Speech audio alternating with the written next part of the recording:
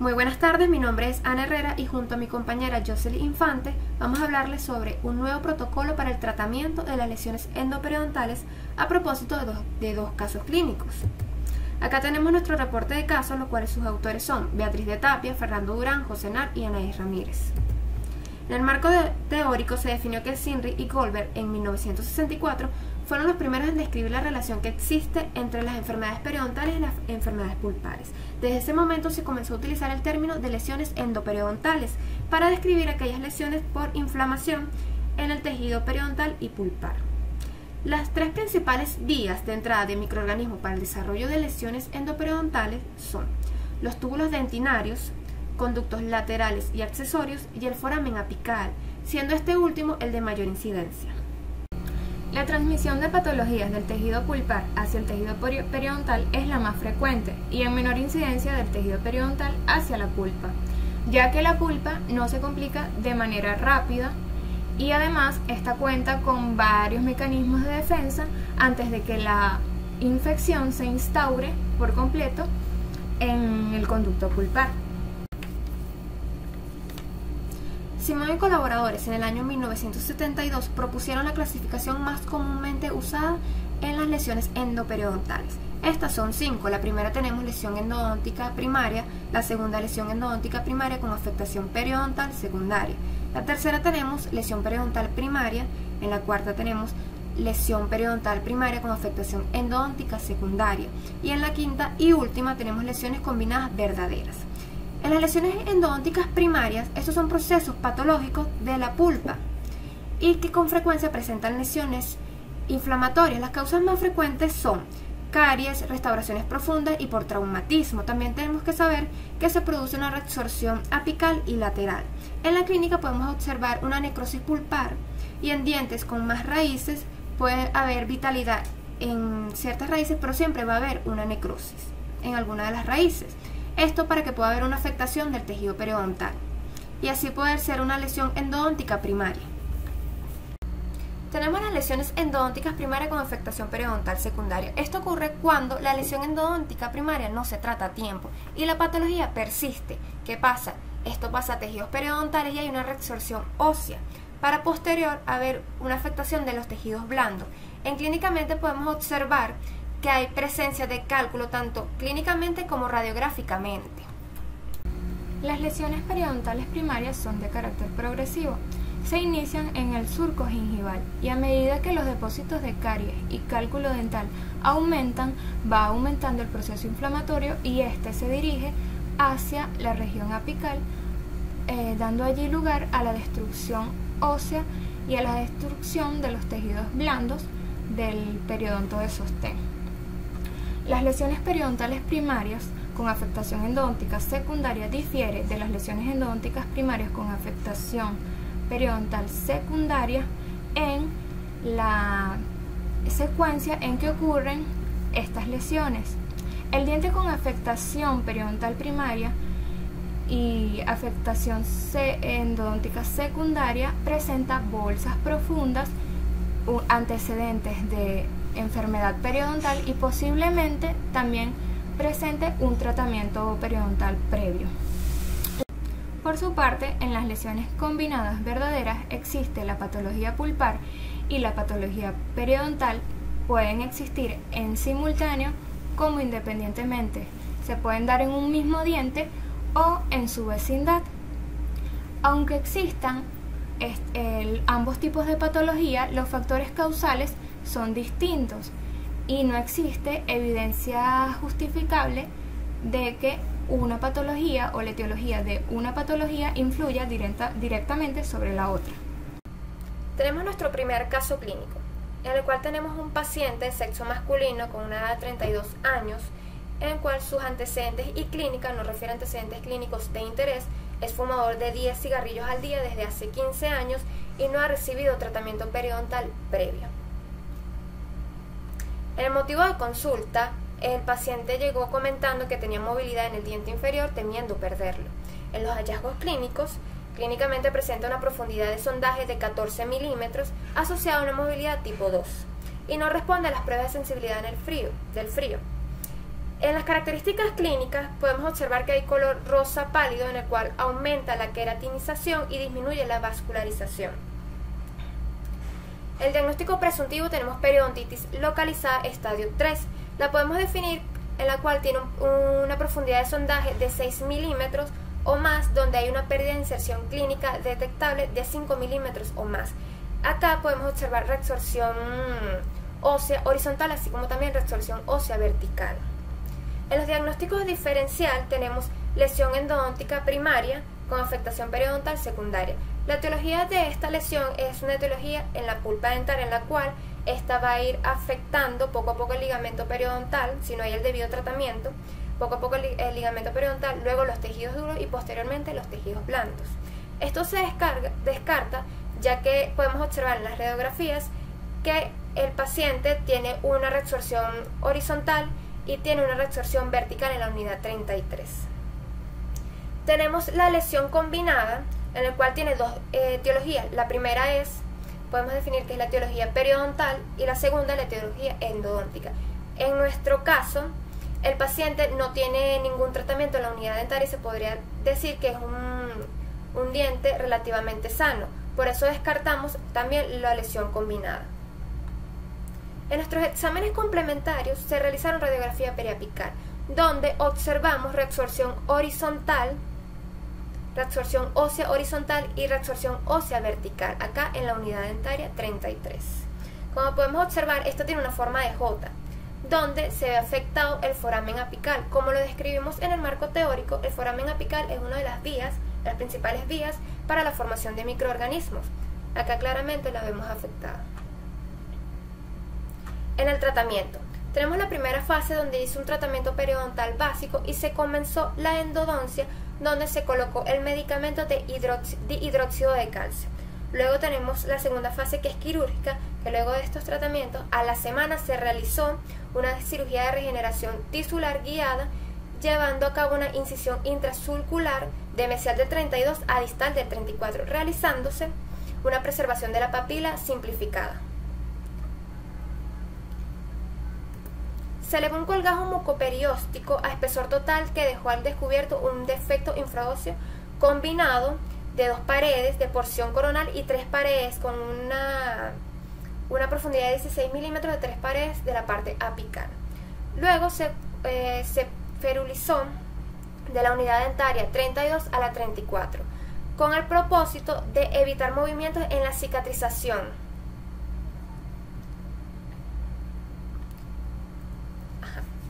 A nivel radiográfico se puede observar la epitelización completa de los tejidos, después de la cual se procedió a obturar el conducto radicular 33 mediante la técnica de condensación lateral, condensación vertical caliente con el sistema de obturación System B, y rellenamos el tercio medio y coronal mediante la técnica de inyección de gutapercha caliente del sistema extruder.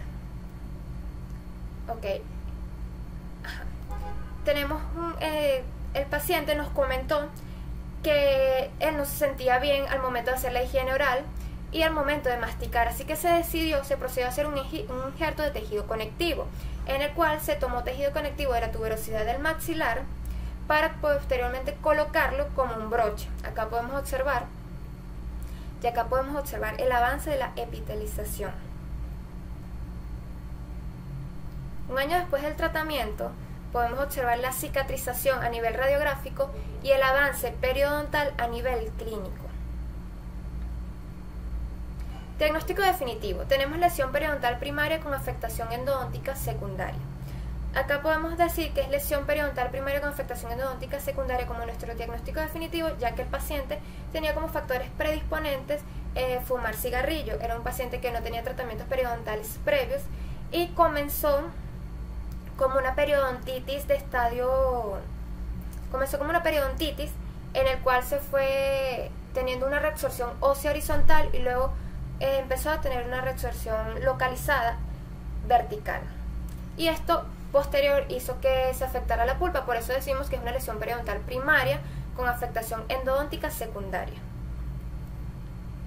En recomendaciones, actualmente el paciente va a consulta, revisión y mantenimiento periodontal cada 3 meses.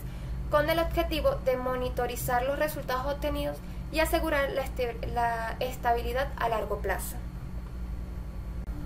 En nuestro segundo caso clínico tenemos un paciente de sexo masculino de 47 años de edad, en los cuales los antecedentes personales y clínicos destacan que recibió un tratamiento ortodóntico y fue sometido a una cirugía ortognática, y no es fumador y no presenta antecedentes médicos de interés.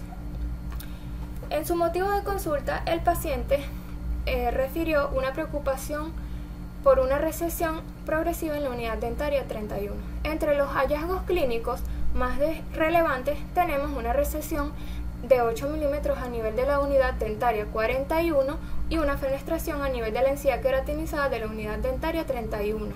Sondaje dentro de los parámetros normales de manera generalizada, con excepción de la cara mesiodistal de la unidad dentaria 31, que presenta una profundidad de sondaje de 5 milímetros con supuración. Entre el diagnóstico presuntivo de este caso tenemos una periodontitis localizada estadio 2, ya que solamente la cara mesiodistal de la unidad dentaria 31 presentó una profundidad de sondaje de 5 milímetros sin pérdida de unidades dentarias. Y como diagnóstico diferencial tenemos una lesión combinada verdadera, ya que en esta enfermedad convergen dos patologías distintas con etiologías distintas, entre las cuales clínicamente no existe evidencia de que una patología influya directamente sobre la otra. Dentro de nuestros exámenes complementarios tenemos la radiografía periapical, en la cual se observa una imagen radiolúcida a nivel del tercio medio de la raíz, que se extiende hacia el tercio apical de la unidad dentaria 31, que no respondía a las pruebas de sensibilidad al frío, compatible con lesión periapical. Además, también se observa una lesión a nivel del ápice de esta misma unidad, compatible con reabsorción radicular externa estadio 2, según la clasificación de Levander y Malgren. Tratamiento. El objetivo de este tratamiento, al igual que el del caso anterior, es retirar toda la infección que existe entre el conducto radicular y los tejidos periodontales.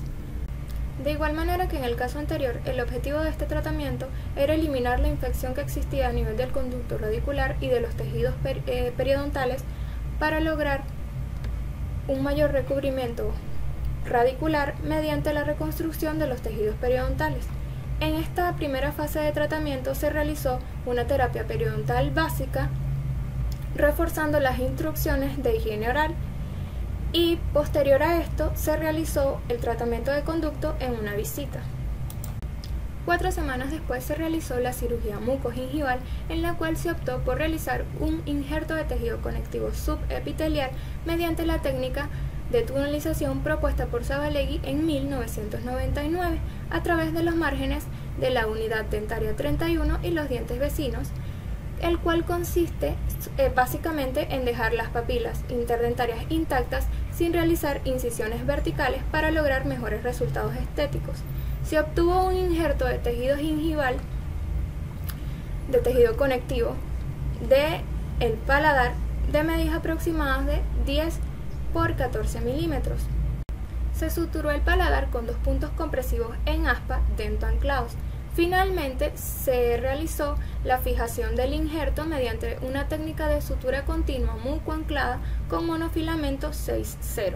También se le indicó a la paciente el cese del cepillado en la zona intervenida y se le pautó una cobertura antibiótica de amoxicilina de 500 miligramos cada 8 horas por 7 días. También ibuprofeno de 600 miligramos cada 8 horas por los 3 primeros días para controlar el dolor y la inflamación. Además de eso, se le indicaron también enjuagues de clorhexidina al 0,12%, mientras se le hacía la retirada de los puntos 12 días después. Se realizaron controles a la semana, a los 15 días y mensualmente para monitorizar la cicatrización. Los controles realizados a los 6 meses y al año y medio tras la realización de la terapia se demuestran una completa resolución de la infección y una recuperación casi por completo del tejido periodontal perdido. habiendo conseguido de esta manera propiciar una situación más favorable para el mantenimiento del diente.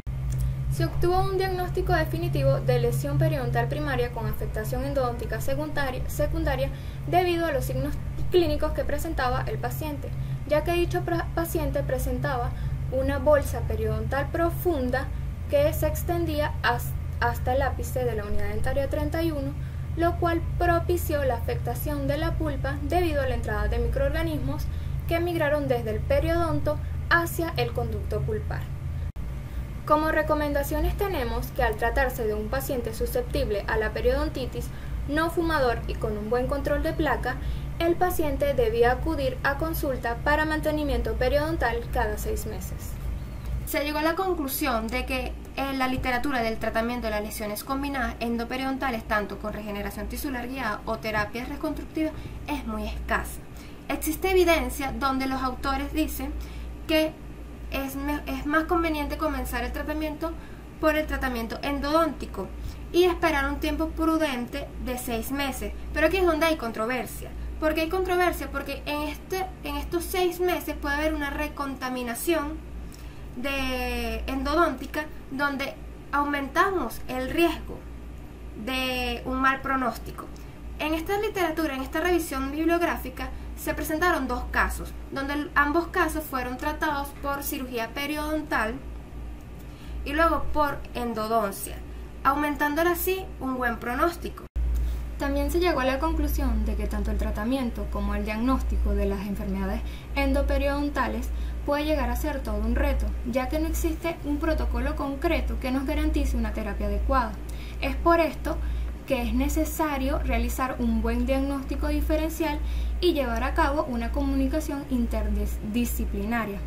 Al parecer, no es necesario adoptar una conducta expectante tras el tratamiento endodóntico como se creía anteriormente, ya que este protocolo nos ha demostrado que se pueden tener mejores resultados en un tiempo de tratamiento o en un periodo de tratamiento muchísimo más corto.